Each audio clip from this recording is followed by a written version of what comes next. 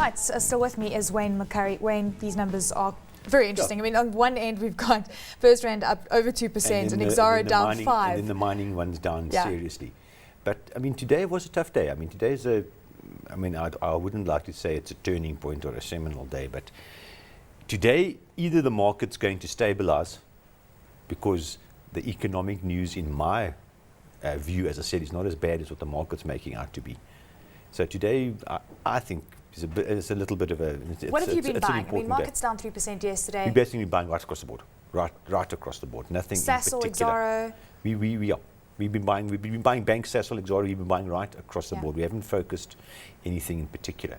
But what I think the net result of all of this is, specifically for South Africa, when you put all that's happened in the last 3 or 4 months, Europe, the US, everything into a pot and stir it, what I think the ultimate outcome is going to be for South Africa is that our interest rates are not going up when we all thought they were going up. They're going up much later. Okay, we're going to touch on that in just a bit. Standard Bank out with results next week. Standard Bank ending the day flat. Yeah. We had ABSA gaining over 1%. Yeah. And ABSA's been quite strong since the results have come out. Now look, I think the banks are all going to come out with more or less the same, between, let's call it 18% and maybe even optimistically 30%. But even more importantly, guys are coming out with good dividends. Yeah, exactly. Dividends are good. But and I think it's going to be exactly the same. Liberty also seeing fantastic growth. I think headline earnings per share up around 68% or so, but very worried about future prospects. And it seems that, yes, we're starting to see fantastic numbers and high digits, but caution about the future. It's across the board, though. Now, look, it has to be. I mean, what's good news out there?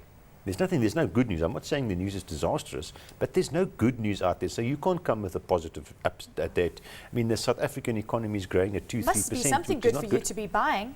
Well, just valuations. Yeah. You must remember, you can still buy shares in a bad news environment, as long as the shares are discounting more bad news than what's actually happening. Okay, fantastic. Let's now delve into the currency markets. Joining me is Anthony Grant from RMB.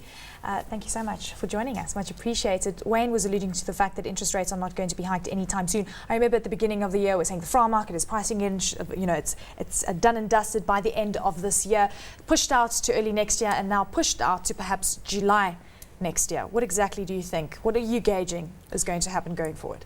So absolutely. I mean, our house views that there will be a hike in November, but I think the markets are saying that it's going to be pushed into next year. And I think every data release that you get tells you that the global economy is softening, that the impacts on inflation, even for South Africa, are slowing, which gives the Reserve Bank a bit of time to think about before they hike rates and have a negative impact on the economy. So the markets are definitely saying next year.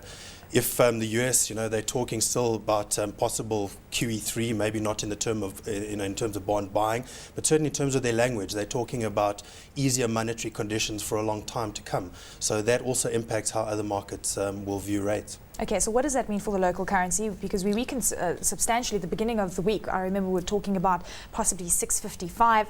Plunging to 695. We're sitting at around 688 or so. Again, the volatility, we know the ranges. Is that the name of the game? Absolutely, at the moment. So there's been so much news and so many announcements this week. You could only expect all of the crosses to be volatile, and we've seen that. Whether it's euro dollar or rand dollar, they've maintained their ranges, but there's been a lot of volatility. And I think I spoke too soon. We're sitting at 691. Absolutely. So we started off the week wondering if the US was going to explode or implode, I guess, with the debt ceiling. Surprisingly, we saw a lot of money flow into sort of your less risky assets, US Treasuries, the Swiss franc. So we actually saw the dollar strengthen on the back of that. We then sort of that calmed down, and then we're back looking at what's happening in the euro. So it's been a very volatile week. The rand is still strong. Under 7 is still considered a strong rand. We're talking a lot more about two-way risks. We're looking for something that will really get us out of this range, and that would be a massive global downturn or a sovereign debt crisis.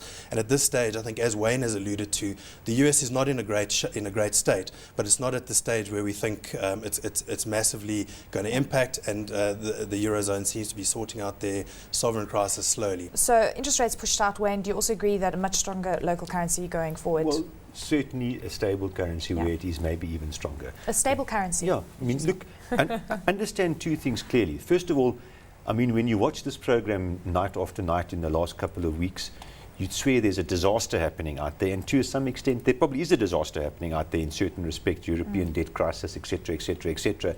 Rand's been remarkably stable. The difference between 670 and 690 is nothing in the bigger scheme of things. It's actually nothing whatsoever. The second factor you must remember on the Rand is there's every likelihood that the difference between our interest rates and the US interest rates and other interest rates is going to remain more or less the same for a while still. So you cannot expect the Rand to do much there.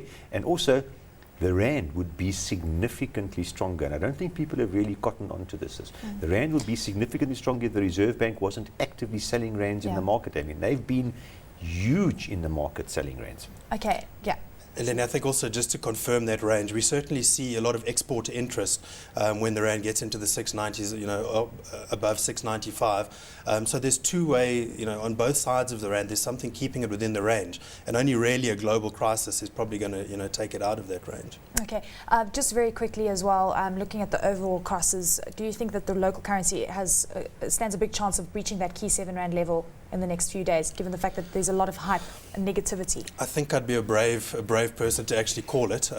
You know, certainly there is a chance that the Rand could weaken depending on what the news is. So I wouldn't be surprised if it broke there, but I wouldn't think it would stay outside that range for a long time unless there was a real big crisis.